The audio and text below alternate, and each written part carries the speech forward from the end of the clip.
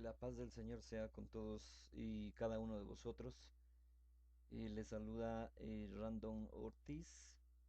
El día de hoy vamos a ver un tema muy importante que es acerca del Estatuto de Israel, el cual es obligatorio y mandatorio para todos los miembros de la EMINPU. Em, es necesario indicarles de que en el blog cristoestenlatierra.blogspot.com ustedes pueden descargar más información, estudios en PDF y ver videos compilados en los cuales pues se da a conocer al mundo sobre la presencia del Señor en la tierra. Eh, El Estatuto de Israel, como su nombre lo indica, Israel no se refiere al país de Medio Oriente, sino se refiere al príncipe Israel, ¿no? Quien es el misionero general de la IMIMPU o la máxima autoridad dentro de la congregación, en este caso que es la IMIMPU. A él se refiere Israel, no se refiere al código, leyes o estatutos que están relacionados con el país de Medio Oriente. Como hemos explicado en videos anteriores, se ha descrito pues de que Israel es el señor Ezequiel Jonás Atocusi Molina. Más adelante lo volveremos a recalcar para estar claros todos, ¿no? Todos tenemos que estar claros. Vamos a ver unos textos bíblicos en los cuales pues Dios ordena, ¿no? En este año que ha sido un poco crítico desde el punto de vista del fenómeno del niño, pues hemos visto inundaciones por todo el mundo.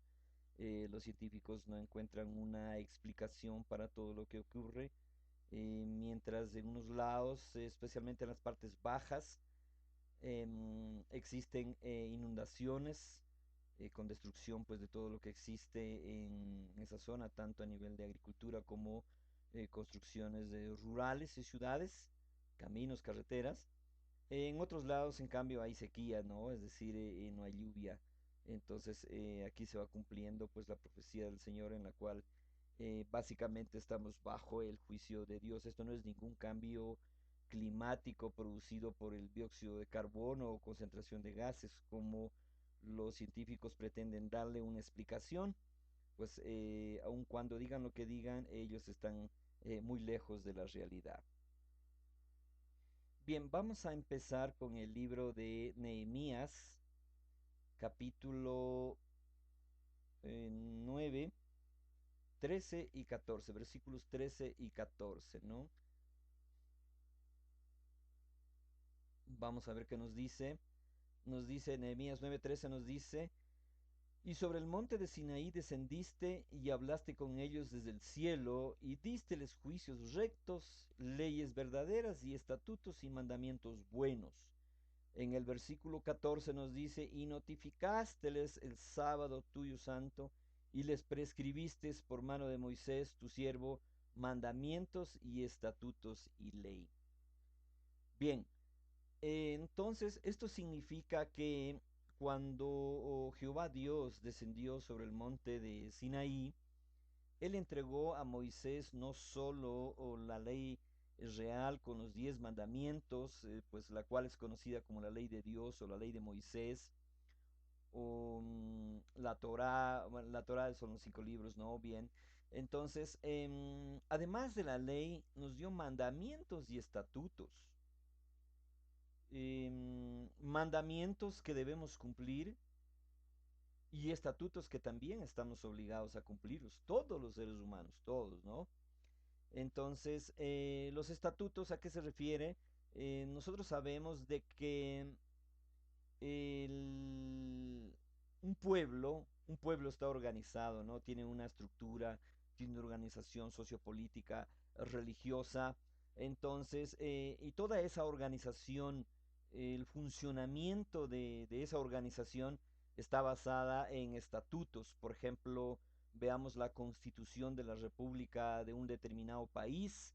El funcionamiento del país básicamente lo determina la Constitución.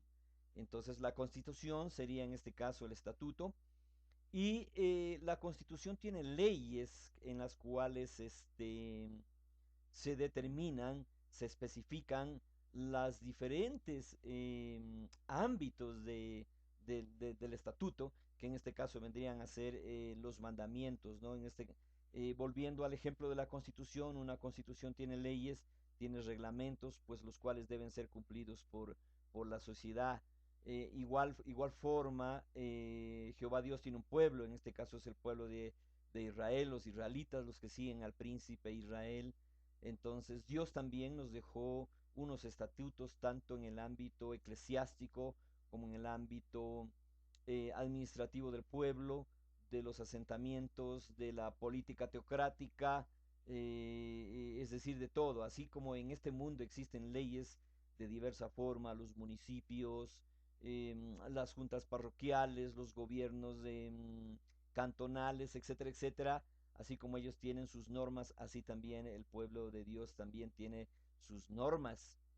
Bien, entonces Jehová Dios cuando descendió al monte de Sinaí no solo nos dejó la ley real con los 10 mandamientos, sino también nos dejó unos estatutos y unos mandamientos de los cuales es obligación de todo ser humano cumplirlo, ¿no? Es falso lo que manifiestan muchas congregaciones de este mundo, pues de que la ley de Moisés ha sido abolida, es decir, los estatutos, etcétera, etcétera. Veía o observaba un video en la cual relata el por qué los rusos, siendo comunistas, ellos escogieron seguir el cristianismo, aun cuando Rusia, pues, además del cristianismo, existía el taoísmo, el budismo y otras religiones. Y escogieron el cristianismo porque el cristianismo les permite pues beber alcohol, tener 2 mujeres, 3 mujeres, es decir, no hace tanto problema como las normas que lo establecen el taoísmo o el budismo, ¿no? Entonces, de esa forma escogieron el cristianismo, más no porque creen en Cristo, porque si creyeran en Cristo, entonces están obligados a guardar la ley que Jehová Dios entregó a Moisés, y esa ley es mucho más rigurosa que el budismo o el taoísmo, de tal manera que ese es el sentimiento que existe a nivel del mundo. ¿Por qué soy cristiano? Pues porque me permiten beber vino, tomar una cerveza, irme al viernes a un pub, es decir, una canita al aire, y todas estas cosas que hay en el mundo, pues son apetecibles a la carne, ¿no? Entonces, soy de una determinada religión porque me permite andar en los placeres del mundo. Pues no, todos los placeres del mundo y todo lo que existe en el mundo es una creación de Satanás, de tal manera que o nos identificamos y nos vamos ubicando en un determinado sitio, o seguimos a Dios o seguimos al diablo. Si seguimos a Dios, entonces tenemos que empezar a guardar los estatutos, la ley y los mandamientos. Y si seguimos en el diablo, pues tenemos, si deseamos seguir al diablo, pues, o seguir con el diablo, porque estamos con el diablo, ¿no? Entonces tenemos que seguir simplemente el mundo, no tenemos nada que hacer, ¿no? Bien, entonces esperamos de que con esto sea claro el por qué Dios tiene un pueblo, por qué aquel que cree en Dios tiene que guardar sus estatutos. Estamos aclarando sobre este tema, no criticando a nadie, sino despertando la mente, pues porque estamos dormidos. Bien, vamos a leer qué nos dice el libro de Deuteronomio, capítulo 7 versículo 11. Nos dice, el Señor nos dice: guarda por tanto los mandamientos y estatutos y derechos que yo te mando hoy, que los cumplas. Aquí nos dice: guarda por tanto los mandamientos y estatutos y derechos que yo te mando hoy, que los cumplas. Es decir, todos aquellos quienes hemos creído en el Señor Jesucristo, y ahora pues que hemos creído porque Él está en la tierra, ¿no? Entonces estamos obligados a guardar los estatutos y a velar por su cumplimiento. Caso contrario, pues estamos perdiendo el tiempo y simplemente quedaremos en la nada, tal como los judíos de Medio Oriente. Ellos fueron abandonados porque justamente pues no pudieron guardar los estatutos ni tampoco guardaron los mandamientos. Vamos a leer el libro de Salmos, capítulo 119, versículo 112. 119, versículo 112. Nos dice, bendito tú, oh Jehová, enséñame tus estatutos. Es decir, el estatuto de Jehová Dios es espiritual. Por lo tanto, tenemos que pedir al Señor pues que nos haga entender sus estatutos, a dónde nos lleva, a dónde nos llevan los estatutos, ¿no? Y vamos a leer el libro de Deuteronomio, capítulo 30, Deuteronomio 30, versículo 16, versículo 30, versículo 16, nos dice el Señor, porque yo te mando hoy que ames a Jehová tu Dios, que andes en sus caminos y guardes sus mandamientos y sus estatutos y sus derechos, para que vivas y seas multiplicado, y Jehová tu Dios te bendiga en la tierra a la cual entras para poseerla. Bien, em, yo no entiendo cómo las religiones han abolido la ley de Dios y sin embargo ellos ya tienen una parcela de tierra en el huerto del Edén, en el planeta que Jehová Dios creó para Adán. Yo no sé cómo un ser humano o los diferentes religiosos del mundo piensan alcanzar la salvación y llegar allá, si ni siquiera conocen la ley ni sus estatutos. Es decir, hay que entender que las leyes que Jehová Dios nos dio a nosotros se guardan en el cosmos. Ya hemos visto anteriormente de que en el cosmos existen 100 planetas iguales al planeta de la Tierra o incluso más bonitos, con seres humanos igual que nosotros, y no son extraterrestres, son nuestros hermanos. Entonces allá, tanto en el mundo material que existe en el cosmos como en el mundo espiritual, se guardan y se hacen los mandamientos y estatutos de Jehová Dios. Entonces, ¿por qué nosotros los israelitas tratamos de guardar los mandamientos, los estatutos y la ley de Dios? Es porque ahí estamos entendiendo recién cuál debe ser el comportamiento que debe tener un ser humano dentro de la familia, dentro de la sociedad, dentro del pueblo, porque esas costumbres que las estamos observando aquí, las vamos a cumplir allá en el tercer cielo, pues una vez que se haya producido el arrebatamiento del pueblo por parte de Jehová Dios, ¿no? Es importante tener en cuenta de que hay algunos videos de la NASA, de los cuales han observado, pues, que existen miles de naves espaciales que se acercan al planeta Tierra y por eso incluso, pues, la ignorancia de los grandes mandatarios del mundo, pues, están desarrollando o están uniéndose, en este caso Rusia y Estados Unidos, y luego lo hará China, ¿no? Con el objeto de formar o poder desarrollar armas para destruir o defenderse de una supuesta invasión alienígena, lo cual pues es algo irrisorio, ¿no? Por la ignorancia de esta gente. Sin embargo, la Sagrada Escritura nos habla de que Jehová Dios vendrá a arrebatar a su pueblo. ¿Cuál pueblo? Al pueblo de ahora, del cual estamos hablando. Y Jehová Dios ha dicho pues de que Él arrebatará a todos los que han creído en Él. ¿Pero quién es Él? Él es Ezequiel, Jonás, Atacus y Molina. La Sagrada Escritura lo dice bien claro de que incluso se irá llevando hasta las mascotas, es decir, los hermanos que viven en los asentamientos, ellos son pues los hermanos que están guardando los estatutos, las leyes y los mandamientos de Jehová Dios. Ellos irán pues a la tierra prometida, incluso llevando sus mascotas, ellos irán a vivir allá. Entonces, este preámbulo tiene como el objeto de dejar bien claro, ¿no? Alguien que quiere entrar al reino de los cielos, en donde estuvimos, pues y luego fuimos expulsados del cielo, ¿no?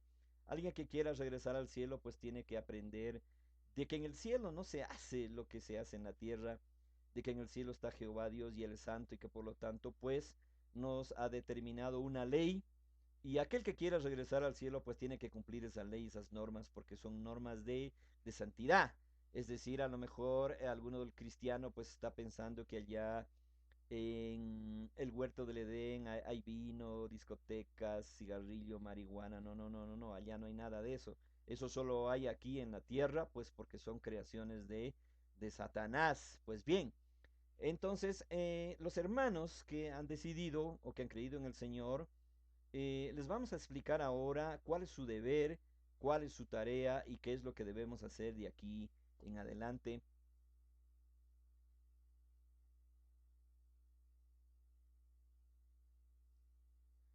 Bien, volviendo a topar el tema, seguramente como hablamos del Estatuto de Israel, se va a crear una pequeña confusión y es necesario aclararlo nuevamente, pues no se refiere a Israel de Medio Oriente, este país no fue fundado por Dios, este país fue fundado por Satán. El pueblo que tenía que fundar Jehová Dios está acá en América del Sur, en el Perú, en donde hubo pues el imperio de los incas. Acá está el imperio y acá está el príncipe Israel, acá está Jesucristo con su culto nuevamente, lo levantado en el planeta, pues acá en el occidente, ¿no? Y entonces del estatuto del cual vamos a hablar es para los israelitas del nuevo pacto, es decir, para todos aquellos quienes hemos creído en el príncipe Israel, en el señor Ezequiel Jonás Atacusi Molina.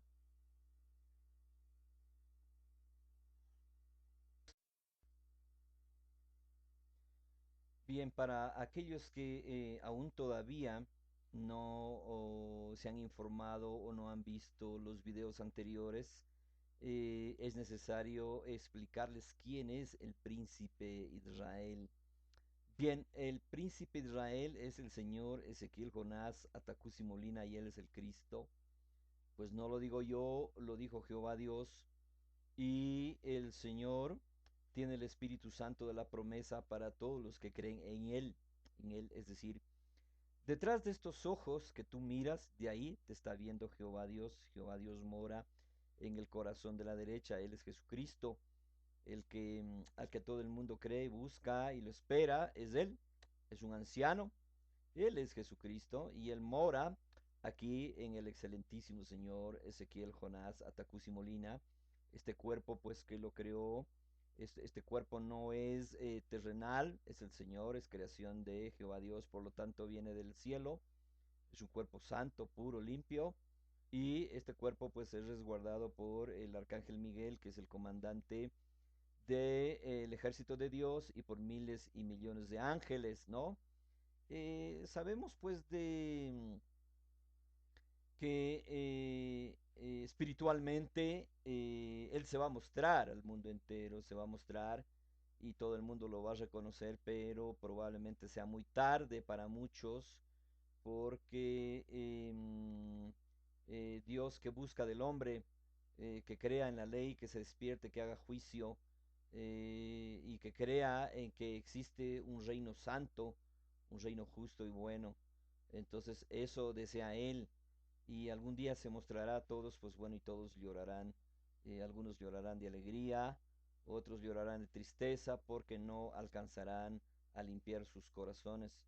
El corazón de cada ser humano está sucio, está lleno de plaga, está lleno de plaga espiritual o demonios o de Satán, creaciones de Satanás. Entonces el hombre debe limpiar el corazón para poder ver a Dios.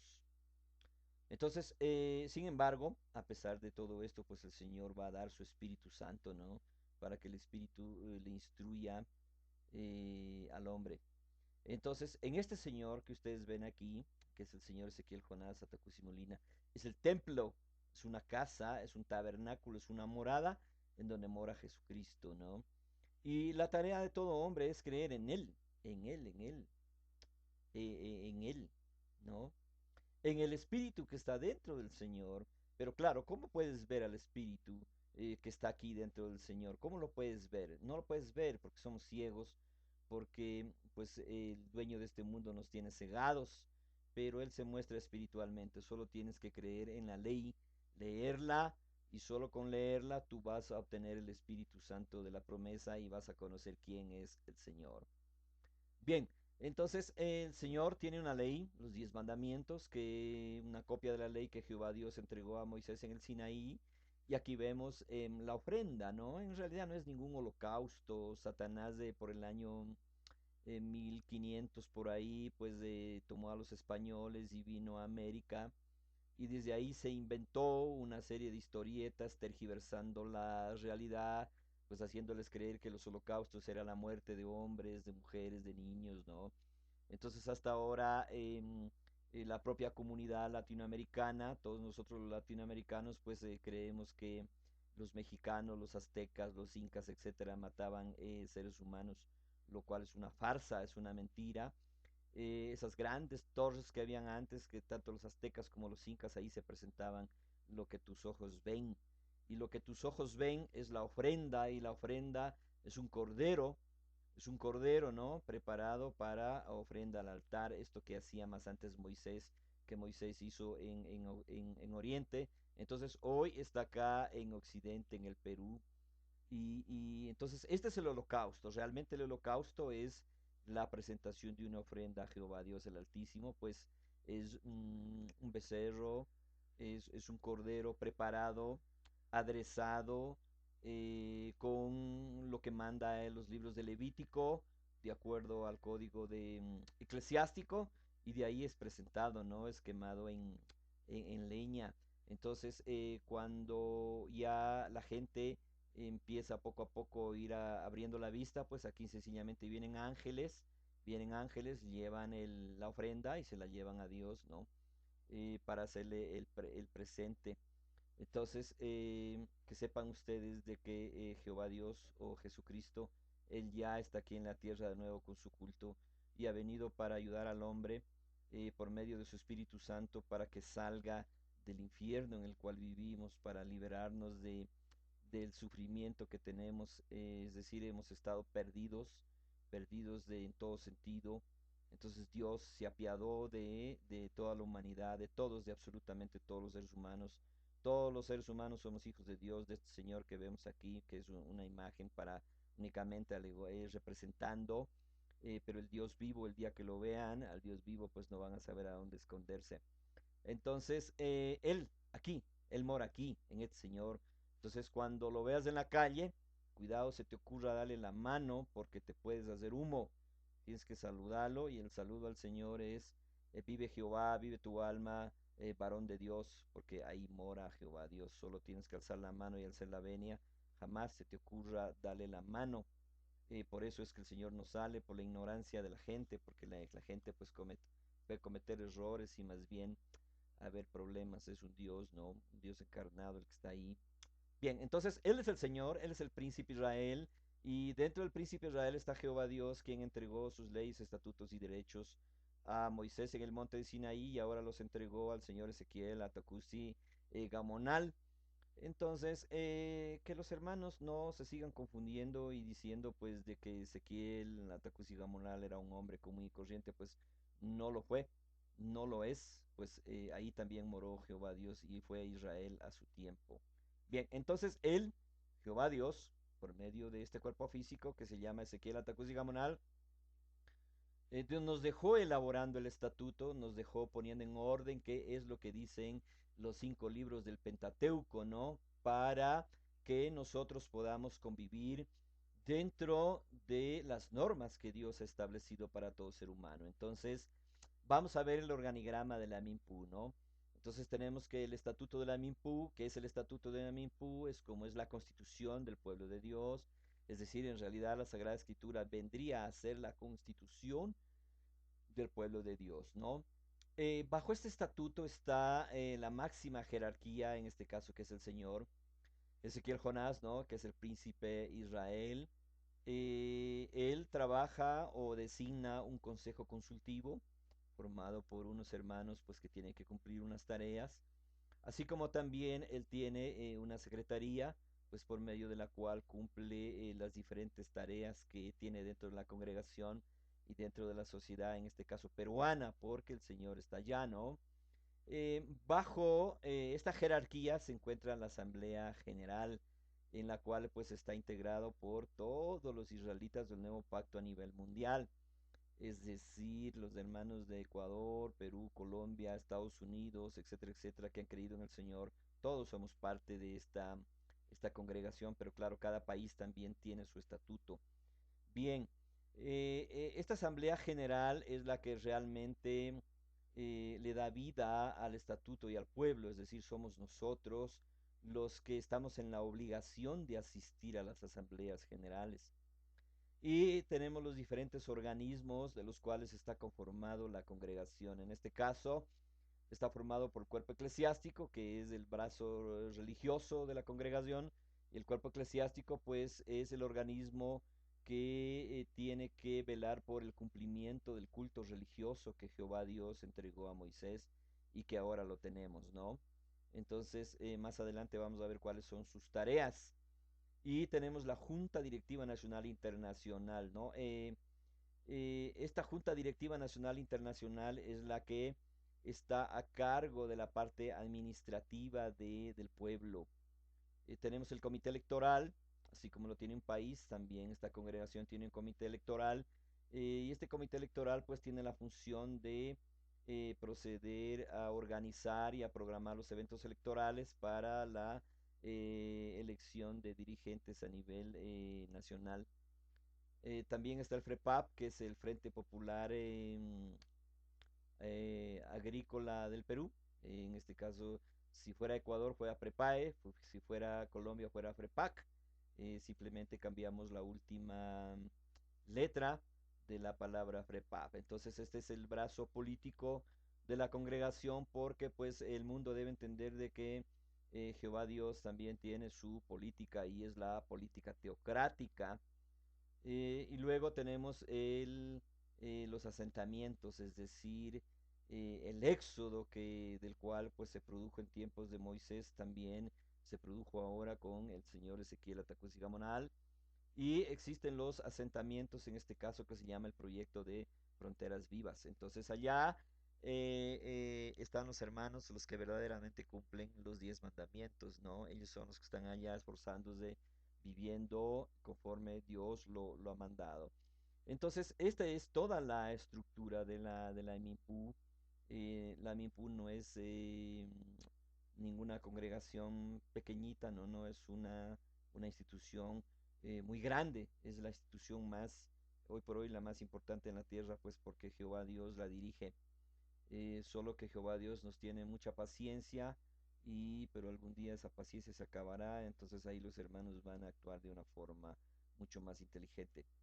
Bien, entonces, describiendo un poco el estatuto de la MIMPU, nosotros tenemos que el culto religioso lo hace el cuerpo eclesiástico, es decir, organizar el reposo del sábado, de la luna nueva, de las fiestas solemnes, de la Pascua, de Pentecostés, de las cabañas, etcétera, etcétera. El bautismo, los matrimonios y todo eso lo hacen los hermanos del cuerpo eclesiástico. Pues acá están los hermanos sacerdotes, luego lo vamos a describir cómo está conformado cada organismo. Para administrar el pueblo, ¿no? La administración del pueblo en lo que se refiere a socios, a ingreso, a expulsiones, carnetización, etcétera, etcétera, todo, bienes materiales, todo está en manos de la Junta Directiva Nacional e Internacional. Y la elección de los dirigentes, que tienen un periodo de 2 años, vale la pena indicar de que ningún dirigente puede reelegirse, ¿no? Siempre es un periodo fijo de 2 años.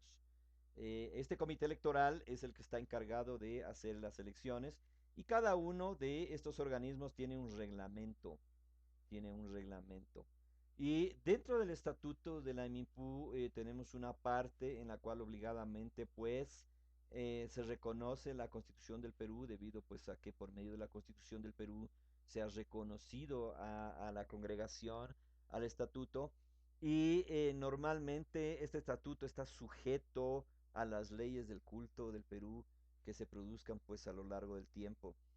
Sabemos nosotros de que siempre existen reformas a nivel del gobierno respecto del culto religioso. Por ejemplo, en Ecuador hay unas reformas respecto al culto religioso, en donde, por ejemplo, el pastor mínimo debe tener el grado de bachiller, ¿no? Y existen otras normas que están todas las congregaciones religiosas obligadas a cumplirlas. Entonces, vale la pena aquí aclarar un punto muy crítico y nostálgico para la hermandad. Cuando nosotros escuchamos de que va a haber una reforma al estatuto, ¿no? Esta reforma al estatuto se refiere más al ámbito político, porque el Estado o la Constitución o las leyes, el Congreso o la Asamblea, ellos son los que viven permanentemente reformando esas leyes. Por lo tanto, esas leyes deben ser, es mandatorio, es decir, la constitución de un país obliga a actualizar al menos cada 5 años el estatuto de una congregación. Entonces, cuando nosotros escuchemos de reformas al estatuto, las reformas al estatuto es solo en el ámbito que compete a la constitución de la república, al ministerio de culto o al ministerio religioso. Entonces, esta parte es la que se reforma y seguirá reformándose por los años. Más sin embargo, el culto religioso, esto no se cambia porque esto es fijo. O sea, cuando hay una reforma, no se refiere a una reforma al culto religioso. Probablemente, ¿no? Pueda darse una reforma a la parte administrativa, organizativa, pero porque lo demanda la constitución de un país, no porque los hermanos quieren cambiarlo de su voluntad o porque quieren modificar las cosas, no. Entonces, esto es lo que está sujeto a reformas. El culto de Dios es fijo y el culto es perpetuo, es decir, nadie puede reformarlo, mas sin embargo, por las leyes de los países, pues siempre tiene que estarse modificando o reformando permanentemente el estatuto. Entonces, que los hermanos conozcan de que sí es posible reformar el estatuto, no en el culto, pero sí en la parte administrativa, en la parte del comité electoral y en la parte que tiene que ver con la constitución de la república. Es decir, si el día de mañana dicen que, por ejemplo, ya una vez que Satán se manifieste, él va a obligar a que todas las religiones del mundo tengan un solo culto. Entonces ahí viene ya el análisis, ¿no es cierto?, de lo que determina ese nuevo mandato versus la que ya tenemos aprobado en el estatuto. Entonces, eso que quede bien claro para que nunca más vuelvan a existir reclamos o discusiones respecto de las reformas del estatuto. Es más, esta parte de aquí de las reformas respecto de la Constitución de la República ni siquiera se lo debe tratar en Asamblea General Nacional o Extraordinaria porque es algo mandatorio. Es decir, en cada país normalmente de 2 a 5 años se debe reformar el estatuto, es decir, actualizarlo a las nuevas leyes que existen en el país. Bien, vamos a seguir describiendo los diferentes organismos de la congregación, ¿no? En este caso tenemos el Consejo Consultivo. ¿Cuál es el objetivo del Consejo Consultivo? El objetivo del Consejo Consultivo es el de velar por la marcha, la buena marcha de la congregación. Es decir, el Consejo Consultivo es el que está velando porque la Junta Directiva Nacional, el cuerpo eclesiástico y el comité electoral, el FREPAP y los asentamientos guarden el estatuto del Señor, ¿no es cierto?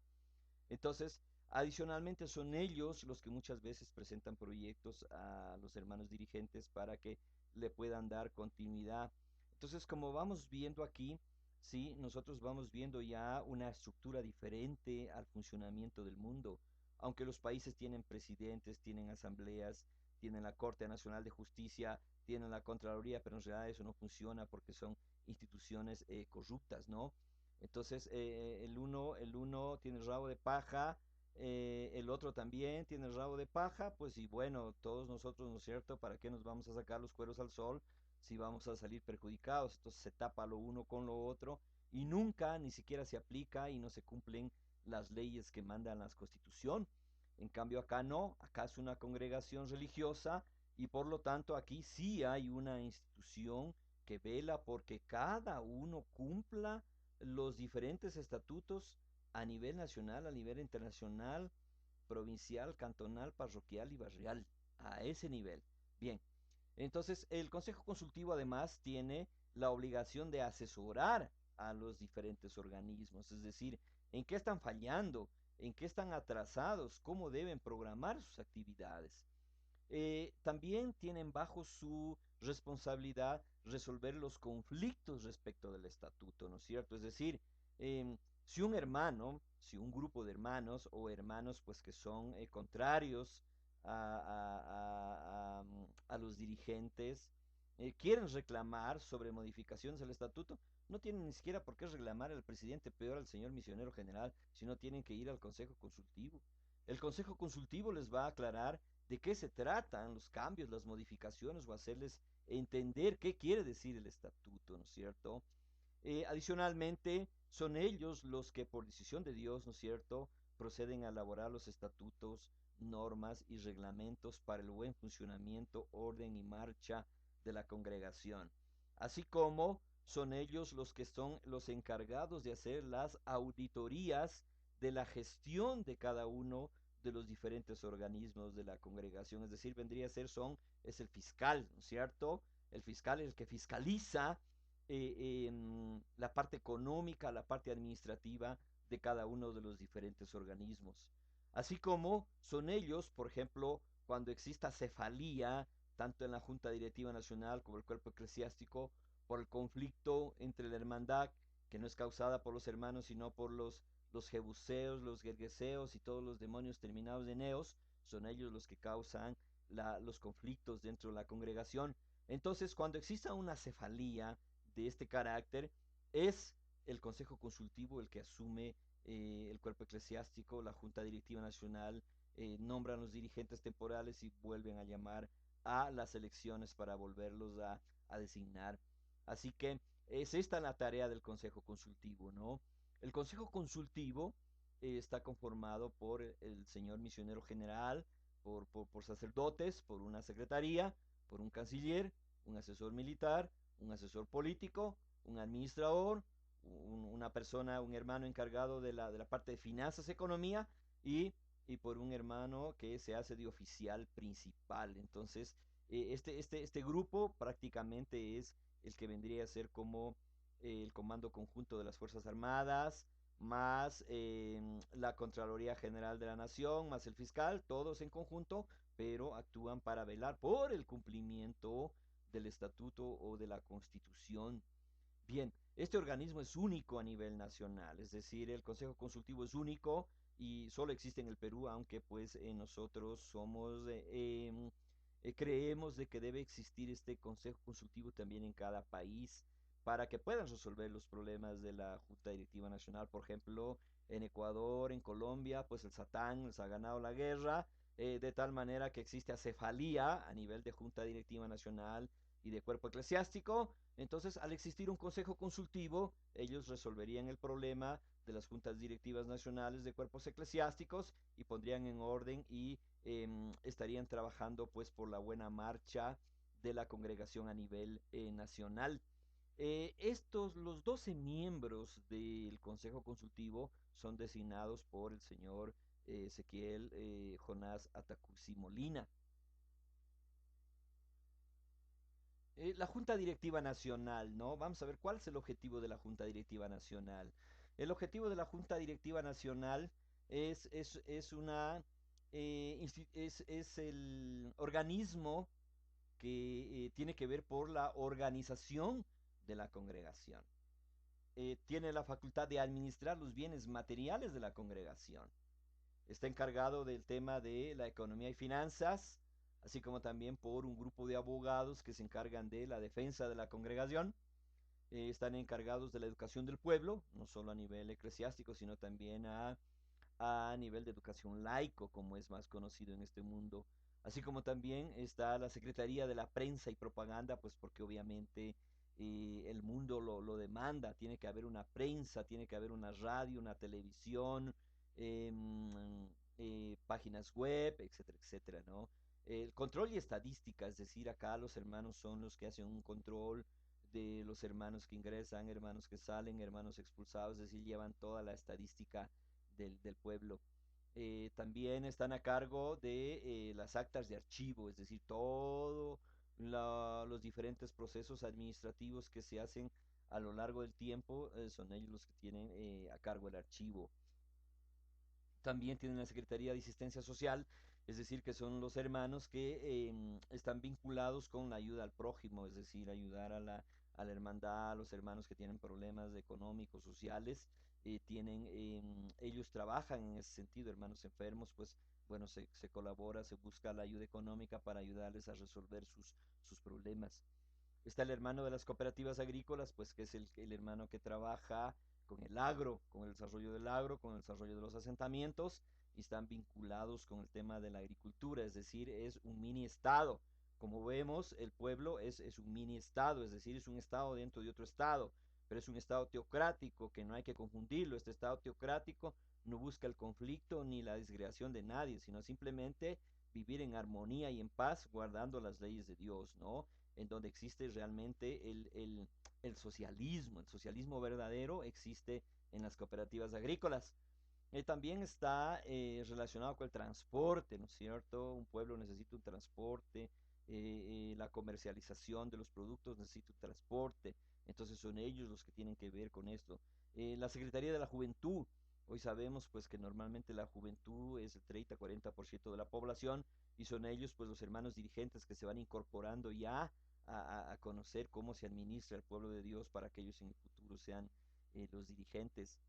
También hay la disciplina, ¿no? Entonces, la disciplina son los hermanos que están encargados de analizar las faltas disciplinarias de la hermandad y determinar las expulsiones en caso extremo. Un hermano que haya sido expulsado, que tenga en cuenta de que es expulsado del pueblo de Dios. Es decir, que tenga mucho cuidado. Hay que tener mucho cuidado, hermanos. Cuando un hermano ha sido expulsado de la congregación, ha sido expulsado del pueblo de Dios.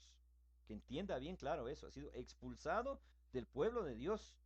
Entonces, por eso es el estatuto, justamente para no caer en este tipo de expulsión. Es decir, si a mí me llegaran a expulsar, yo ya tengo que decir adiós al pueblo, ya pues voy a caer en falta, ¿no es cierto? No voy a poder guardar los mandamientos, no voy a poder guardar, asistir a las fiestas solemnes porque soy un expulsado, ¿no es cierto? Entonces, ya Dios mismo me ha expulsado de su pueblo. Y si Dios mismo me ha expulsado del pueblo de la tierra, entonces también me habrá ya expulsado del cielo y de toda esperanza en alcanzar la salvación. Así como también está el de relaciones públicas, ¿no? En un país existen diferentes culturas, diferentes pueblos, entonces las relaciones públicas, la tarea de ellos es de buscar una interrelación con todos los habitantes de un país. Y fiscalización pues es la secretaría que está encargada de fiscalizar qué está haciendo la junta directiva provincial, cantonal, parroquial, es decir, velando que se cumpla lo que determina el estatuto. En la estructura, ¿cómo está conformada la Junta Directiva Nacional del Pueblo de Dios? Está conformada por 19 dirigentes, y los cuales son elegidos por 2 años. Y el pueblo, pues, es el que forma parte de la Junta Directiva Nacional. La organización, es una estructura piramidal, ¿no? Es decir, que existe una junta directiva a nivel nacional, departamental, estatal o provincial, cantonal, parroquial, ¿no? No hay las juntas sectoriales, pues porque ya a nivel parroquial existen las iglesias, entonces cada junta directiva de iglesia pues trabaja con la junta parroquial y así nos vamos bien, ¿no? Así más o menos funcionaba los incas. Entonces hay que saber de que en el pueblo de Dios nosotros somos parte de ese pueblo, somos parte de las decisiones políticas, somos parte de las decisiones administrativas. Ese es el gobierno del pueblo por el pueblo. Es decir, esto es lo que los socialistas y comunistas han buscado, es decir, que el poder administrativo del pueblo esté en manos del pueblo, pero nunca han sabido cómo entenderlo, cómo hacerlo, pero no lo han hecho porque Dios no estaba, porque Dios es socialista. Dios quiere la igualdad para todos los seres humanos. Si alguien es rico, que se haga rico, pero que lo haga rico de una manera sudando la frente, trabajando, no por medio de la corrupción, ¿no es cierto? Entonces, este es el socialismo es este, lo que estamos viendo, el pueblo de Dios es socialista, que eso entienda el mundo acá, es la igualdad social, la igualdad del ser humano, la igualdad de la mujer. ¿La igualdad en qué? El derecho a la educación, el derecho a la salud, el derecho al trabajo, el derecho a tener una casa, el derecho a tener un carro, el derecho a tener un trabajo, el derecho a tener una jubilación. Eso solo hay en el pueblo de Dios, no existe en ninguna otra parte del mundo. Entonces, eso lo vamos a ver más adelante en la política teocrática, que es el socialismo teocrático o el socialismo del tercer milenio. El cuerpo eclesiástico, el objetivo de ellos, como ya les había comentado anteriormente, es el de velar por el cumplimiento de los 10 mandamientos, por organizar el reposo del sábado, las fiestas solemnes, la fiesta de las expiaciones, el reposo de la luna nueva, el holocausto continuo, las ofrendas, los diezmos, las primicias, la circuncisión. Son ellos los encargados de velar por el nazareato y las vestimentas sagradas, bautizos, matrimonios. Ellos son los encargados de programar la prédica del Evangelio a nivel mundial y están obligados en crear el instituto bíblico, es decir, para poder entender qué es lo que dice la Sagrada Escritura y así pues capacitar al pueblo. Bien, el cuerpo eclesiástico está conformado está estructurado por sacerdotes, misioneros, supervisores, ancianos, pastores, diáconos, levitas, músicos y guardias. Entonces, realmente los músicos guardias realmente vendrían a ser levitas, ¿no? Entonces, cuando es una fiesta solemne, el cuerpo eclesiástico está conformado por todos ellos, guardias y músicos, ¿no? Entonces, el diezmo ¿a quién hay que entregar? El diezmo hay que entregar al sacerdote o a los levitas. A ellos hay que entregar el diezmo. Bien, ¿cómo está organizado?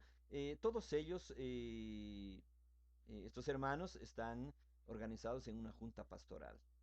Esta junta pastoral es de carácter internacional, es de carácter nacional, departamental, estatal o provincial. También hay a nivel cantonal, parroquial y de las iglesias.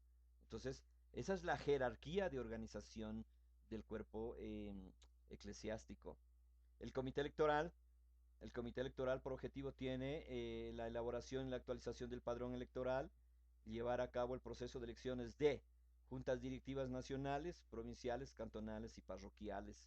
¿Cómo está estructurada? Está estructurada por 5 dirigentes electos por cada 2 años y trabajan con el pueblo, ¿no? El pueblo pues tiene que trabajar, como hemos visto anteriormente, con todos los diferentes organismos de la congregación. Es decir, que quede bien claro, hermanos, de que en el Perú, em, después del Señor está el Consejo Consultivo. Después del Consejo Consultivo está la Junta Directiva Nacional, está el cuerpo eclesiástico y el comité electoral. Es decir, el cuerpo eclesiástico no es más que la Junta Directiva Nacional. El comité electoral no es más que la Junta Directiva Nacional. Muchas veces se cometen errores. No, no, no. Cada organismo tiene su función y debe ser respetada. Entonces, se comete el error de decir que el cuerpo eclesiástico está por encima de la Junta Directiva Nacional, lo cual es incongruente, no es verdad, es falso, ¿no? Es como igual los poderes que tiene un Estado. El Estado tiene el poder ejecutivo y el poder judicial, y cada uno de esos poderes son independientes de tal manera que el uno tiene su propio campo de acción, sus estatutos, su ley y su reglamento. ¿Cómo está estructurado el comité electoral? El comité electoral está estructurado por el Comité Electoral Nacional, Internacional, y los comités a su vez están estructurados a nivel departamental, estatal o cantonal, provincial y cantonal, ¿no? No existe a nivel parroquial, pues porque ya es mucho, simplemente a nivel cantonal pueden ayudar a los procesos de elecciones de a nivel parroquial. Los asentamientos o fronteras vivas, que es lo que habíamos visto anteriormente. El objetivo de las fronteras vivas es de elaborar planes de desarrollo integral, regulación de acceso al uso de la tierra, la administración política de la comunidad, promover planes de reforestación y reforestación, organizar el régimen de trabajo de la comunidad, formar cooperativas comunales, coordinar las actividades sociales y religiosas, articular la comunidad con el Estado. Estructura, ¿cómo está estructurado? La máxima autoridad en los asentamientos es el misionero general. Luego la asamblea general de la comuna, luego viene la directiva comunal y ahí existe el juez de paz, el gobernador, el teniente gobernador, el comité electoral, el comité de trabajo y los capitanes delegados. Los capitanes delegados son los representantes de los grupos en los cuales está organizado el pueblo. El pueblo está organizado en grupos de 10 familias, es decir, em, hay el grupo uno 10 familias, el grupo 2 10 familias, el grupo 3 10 familias. Y por cada dos grupos, en este caso por cada 20 familias, ellos designan un capitán delegado, es decir, un representante a nivel de 20 familias. Y ese representante es el encargado de coordinar el trabajo de los dos grupos, de los cuales representa con los organismos de la comunidad. Entonces es un gobierno, es un sistema de gobierno piramidal excelente. ¿Por qué los pueblos del mundo son pobres? ¿Por qué las naciones son pobres? ¿Por qué existe tanto pobre? Es porque no existe una estructura de gobierno, ni siquiera a nivel ni nivel parroquial. No hay una estructura de gobierno a nivel sectorial, peor a nivel de grupos de familia. Entonces aquí viene la diferencia entre la teocracia y la democracia. En la teocracia de Jehová Dios, del señor Ezequiel Jonás Atacus y Molina, están conformados por grupos de 10 familias. Y esos grupos de 10 familias son los encargados de planificar el desarrollo de la comunidad y tienen un delegado ante el gobierno o el gobierno comunal. Y así nos vamos organizando de comuna en comuna, de comuna en comuna, de tal manera que este es el sistema de gobierno del pueblo, el que lo buscó Carlos Marx, Engels, el que lo buscó Lenin, Stalin. Ellos trataron de encontrar un gobierno socialista perfecto, pero no lo encontraron y no lo pudieron desarrollar.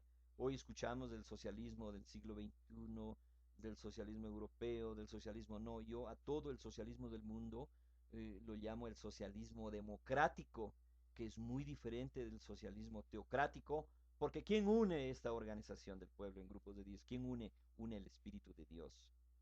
El Espíritu de Dios es el que une y hace que exista una armonía entre la familia de tal manera que puedan trabajar. Así que el socialismo teocrático es el socialismo de Jehová Dios y lo une el Espíritu, y lo une el Espíritu.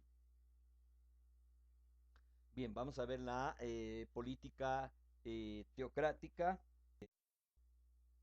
El objetivo del Frente Popular Agrícola FIA del Perú, en este caso que es P, si fuera Ecuador sería FREPAE, si fuera Colombia fuera FREPAC, con la C, ¿no? De Colombia. Si fuera de Venezuela sería FREPAP, si fuera de Brasil FREPAP. Únicamente solo cambiamos la última palabra, la última letra de la palabra, ¿no? Bien, el objetivo de la política teocrática, en este caso el FREPAP, es el de impulsar el desarrollo económico de una nación, priorizando el desarrollo agropecuario, a través del cual, con la conformación de la organización del pueblo, se va a eliminar la pobreza. ¿Cómo se elimina la pobreza?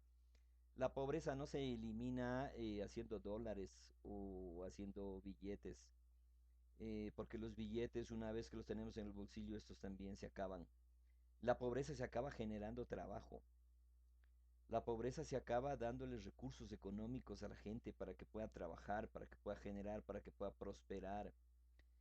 Pero ¿cómo se elimina las diferencias económicas en una sociedad? Organizándolos en grupos de 10 familias. Si en los barrios empezamos a organizarnos en grupos de 10 familias, de 20 familias, y esas 10 familias empezamos a trabajar para ese grupo de 10 familias, entonces va a venir el desarrollo de todos, ¿no es cierto? Porque todos esos 10 vamos a velar, esas 10 familias vamos a velar, porque ninguna familia nunca más padezca de pobreza, nunca más padezca de hambre, o no tenga derecho ni siquiera a comer o come una vez al día. Entonces ahí viene a compartir la riqueza entre esas 10 familias, porque las 10 familias tienen que llegar al mismo nivel de desarrollo, de educación, de salud.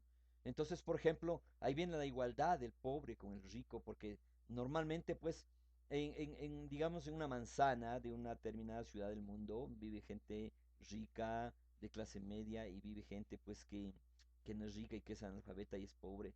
Entonces, al unirse la gente en grupos de 10 familias, en grupos de 20 familias, entonces la gente preparada va a compartir su conocimiento, su sabiduría para el desarrollo de todo el grupo. La gente que tiene plata va a prestar sus dineros para todos generar, es decir, para que todos tengamos acceso a lo mismo que ellos tienen. Entonces, poco a poco se va eliminando la pobreza. Em, y aquí viene ya la organización de la sociedad a nivel de familia, tal como lo tenían los incas. ¿Por qué los incas nunca había hambre, no habían pobres y no habían desocupados? Porque estaban organizados en grupos de 10 personas y todos generaban. Entonces, ¿cómo funciona, por ejemplo, el trabajo en la agricultura, en el sector rural, esos grupos de 10 familias? Ese grupo de 10 familias lo que hace es todos en base a mingas. Hoy trabajan la tierra de la familia número uno, luego terminan y todos van y trabajan la tierra de la familia número dos, de la tres, y así terminan las 10. Entonces, la unión hace la fuerza. Si nosotros nos unimos para trabajar bajo esa estructura, no van a haber pobres. ¿Por qué existen pobres? Porque una persona sola no puede sobrevivir, no puede trabajar la tierra, no puede generar los recursos económicos mínimos para salir de la pobreza. Pero en cambio, si nosotros nos unimos y trabajamos en mingas, ahí no vamos a necesitar ni siquiera contratar a nadie, sino que es el trabajo cooperativo, el trabajo común de la comunidad. Entonces, esa ayuda es la que le va a permitir salir al hermano pobre de su pobreza, porque también va a tener derecho, va a poder producir su parcela, va a tener la misma fuerza de trabajo para poder producir lo que hace el resto.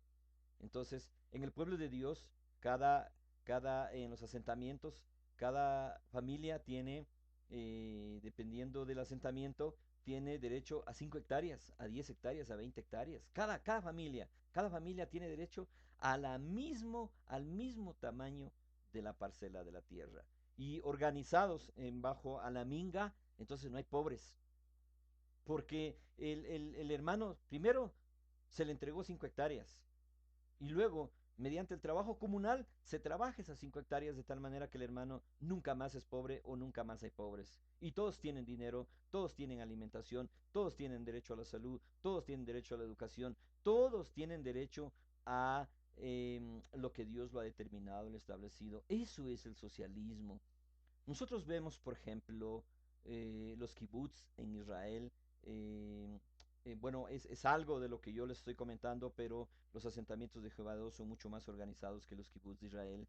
¿Pero qué son los kibbutz? Los kibbutz son las comunas más ricas del mundo. Nosotros tenemos, por ejemplo, el kibutz de Netafim. ¿Qué es Netafim? Netafim es la empresa de riego más grande del mundo. Tenemos el kibutz de Bermat. Bermad es la empresa más grande del mundo en producción de barbas, son multimillonarios, son ricos. Entonces, los comunistas de ahora viven equivocados, porque ellos buscan el comunismo y a todos los quieren igualar a la pobreza. Es al contrario. El socialismo de Dios lo que busca es que todos los seres humanos tengan dinero, disfruten de las comodidades, pero bajo unas normas de respeto, cumpliendo la ley, respetando al prójimo. Ese es el socialismo teocrático. ¿Por qué el socialismo de Satanás o el socialismo democrático ha fallado? Porque no proviene de Dios y no va a ningún lado. Porque el hombre no tiene un corazón limpio. Porque el hombre es operado por seres espirituales superiores y que lo hacen cometer maldad sin que él se dé cuenta. Entonces hay que venir acá al socialismo teocrático, acá vamos a vivir todos, acá se acaba la hipocresía, acá no hay em, el falso testimonio, acá no hay el engaño, acá no hay la estafa, acá no hay nada, no hay el hurto, no hay la muerte, no hay nada, porque nosotros guardamos las leyes de Dios, todos vivimos, todos desayunamos, almorzamos y merendamos, todos tenemos derecho a lo que Dios, todos somos iguales. Aquí no hay un ser superior ni hay un ser inferior, el único ser superior es Jehová Dios, el resto todos somos iguales. Entonces, eso es el socialismo teocrático del tercer milenio, por el cual nosotros debemos luchar. Y con este objetivo simplemente es que nuestros hermanos, que ya no existan más pobres, que no existan más hermanos indigentes en el mundo. Entonces, a eso vamos, a eso va el socialismo. Em, También se busca la eliminación del analfabetismo. Claro, ya con este trabajo organizado de las 10 familias, ya no van a haber analfabetos. ¿Por qué? Porque ese grupo va a luchar porque todos los miembros integrantes de esa familia va a estudiar en las mejores universidades del mundo para que regresen y sigan contribuyendo al desarrollo de ese grupo. Eso es progreso espiritual, ese es el progreso que Jehová Dios quiere para con cada uno de nosotros. También aquí se promueve el desarrollo de la ciencia y la tecnología. Pues claro, el hombre vive en oscuras. El hombre vive sumido en medio de la ignorancia. El hecho que tengamos un celular o que ya el hombre mande satélites a la luna, eso no significa nada. Seguimos siendo ignorantes. Aún todavía no conocemos la ciencia y la tecnología de Dios. ¿Por qué no conocemos la ciencia y tecnología de Dios? Es porque no guardamos sus leyes, entonces estamos lejos de Dios. Y por eso Dios no nos da su conocimiento ni sabiduría, pues que claro, porque no obedecemos sus leyes. Pero guardando sus leyes, entonces vamos a tener derecho a conocer la ciencia y la tecnología de Dios. Solo miremos cuál es la ciencia de Dios. ¿Cómo diseñó Dios una hormiga?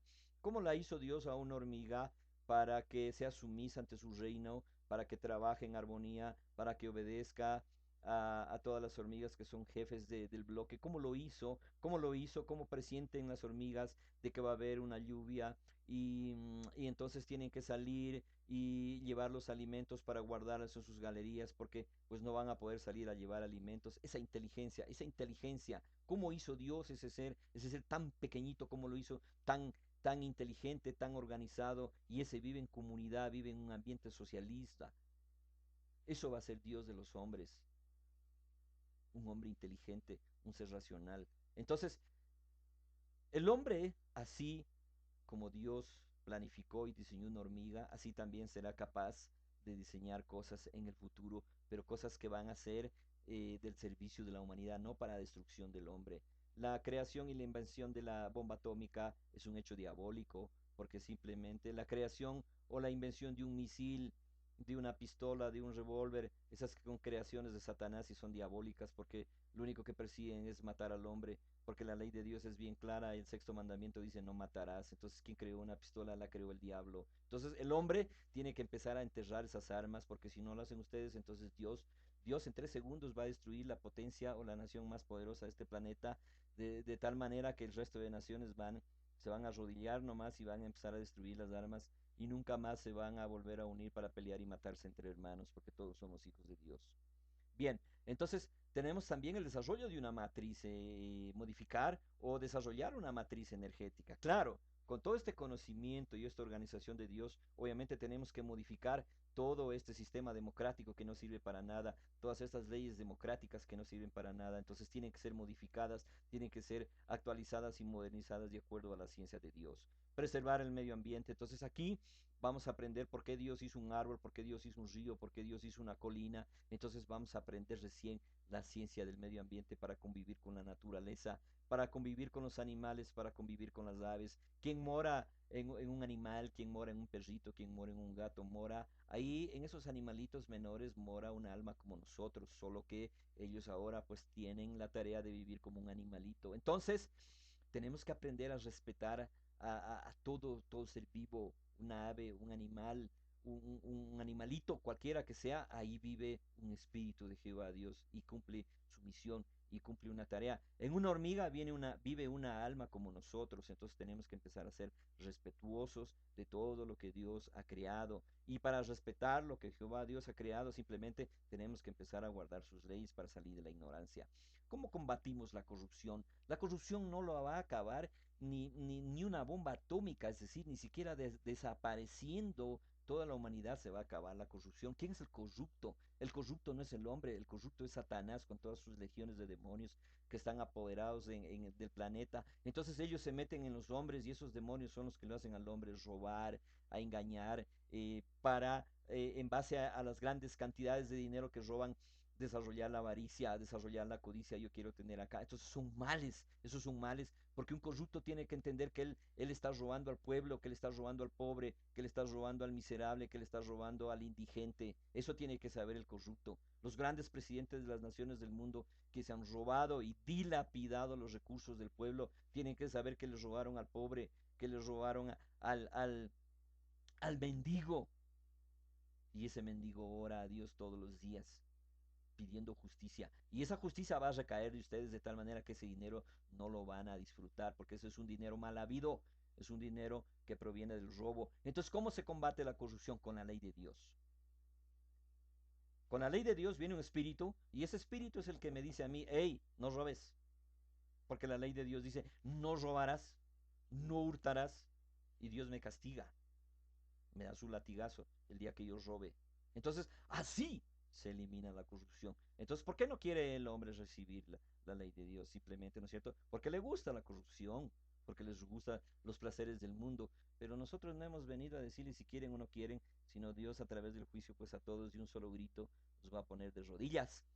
Bien, entonces, en este gobierno también se busca la participación de la mujer y la juventud en el desarrollo de la nación. La mujer tiene los mismos derechos del hombre. ¿Quién vive en una mujer? En una mujer no vive una ángela. En el cielo no hay ángelas. En el cielo hay ángeles. Entonces, ¿quién vive en una mujer? En una mujer vive un ángel. Solo que en esta ocasión le tocó vivir como mujer. ¿Quién vive en un hombre? En un hombre vive un ángel. Entonces el día que se abran los ojos del hombre, entonces vamos a ver que dentro de la mujer vive un ángel barbado, con una tremenda barba, con un tremendo cabello largo, con su túnica y todo lo demás, y es un varón. Ojalá entiendan a dónde les explico y quiero que vaya la humanidad. Y la juventud, ¿por qué? ¿Por qué la juventud tiene que integrarse a formar parte del gobierno sectorial, parroquial, cantonal, provincial y nacional? ¿Por qué? Porque ellos son el futuro de la patria. Pero claro, ¿qué van a aprender en los gobiernos ahora? A robar, a robar. Simplemente eso, pero no, acá en el pueblo de Dios la juventud sabe que tiene una tarea, tiene de guiar al pueblo de Dios y el día que ese pueblo de Dios, cada uno de ellos será castigado conforme el estatuto lo manda. Y promover una gestión pública eficiente, ¿no es cierto? Sabemos que porque los estados son unas tortugas, es justamente porque la Contraloría, ¿no es cierto? La Contraloría emite sus leyes con el objetivo de controlar hasta el último centavo, pero en el pueblo de Dios no hay Contraloría ni hay nada, sino hay la ley de Dios, porque la ley de Dios dice no robarás, entonces cada ser humano simplemente se dedica a trabajar, a hacer su trabajo sin la necesidad de robar, porque el espíritu le va a decir, hey, no robes, y Dios lo va a castigar y Dios le va a señalar con el dedo y Dios en medio de la gente le va a decir, tú aquel día robaste esto, depositaste en esta cuenta, lo tienes aquí, lo tienes allá, de tal manera que en el gobierno teocrático de Jesucristo nunca van a haber más 260, 300 o los 500 nuevos millonarios que generalmente salen después de cada gobierno. Cada ministro, cada gobierno, lo único que ingresa es al Estado, no es a servir al pueblo, sino a robar, voy a robar en base a la coima y todo lo demás, y de aquí me aseguro mi futuro. Ese es el pensamiento mediocre de los políticos contemporáneos, por eso el socialismo democrático ha fenecido, porque Satanás también le llegó la hora y le llegó también nunca más existirá ya más de él en el planeta y entrará la rectitud, la santidad. Eso es lo que buscamos los seres humanos, que todos los seres humanos sean correctos, que sean, que sean santos. Eso es lo que buscamos. Y la santidad es ser honesto, fiel y honrado al mandamiento. Esa es la santidad. La santidad no es ponerme una aureolita, vestirme de blanco o irme a una cueva. No, no, no, eso es hipocresía. La santidad significa ser honrado al mandamiento, es decir, guardar el mandamiento. ¿Por qué? Porque Dios está ahí viendo con todo lo que yo hago, incluso los pensamientos que yo tengo. Bien, ¿cómo está organizado entonces los comités de la política teocrática? Está organizado en los comités ejecutivos a nivel departamental, provincial, cantonal y parroquial. Entonces, esta es nuestra lucha. Nuestra lucha no es contra los hermanos de socialistas, socialcristianos, de Izquierda Unida, del socialismo de la A, del socialismo medio con tendencia a la derecha, del socialismo con tendencia a la media o del socialismo con tendencia al comunismo. No, nosotros estamos aquí simplemente proponiendo un sistema de administración teocrático bajo las órdenes de Dios y ya no bajo las órdenes de Satanás, pues que prontamente también se terminará su ministerio en el planeta. Bien, entonces este es el pueblo de Dios. Pues el pueblo de Dios no es cualquier cosa y hemos venido aquí a hacer una nueva propuesta al mundo de cambiar la forma de vida, cambiar nuestro futuro, cambiar el futuro de nuestros hijos, llevar una vida digna, que se acabe la pobreza, que se acabe la miseria y que se acabe todo lo malo que existe en este mundo para dar origen a a un nuevo estado. Entonces vamos a ver qué dice Dios en el libro de Deuteronomio, capítulo 11, versículo 1 dice: Amarás pues a Jehová tu Dios y guardarás su ordenanza y sus estatutos y sus derechos y sus mandamientos todos los días. Todos los días. Todos los días.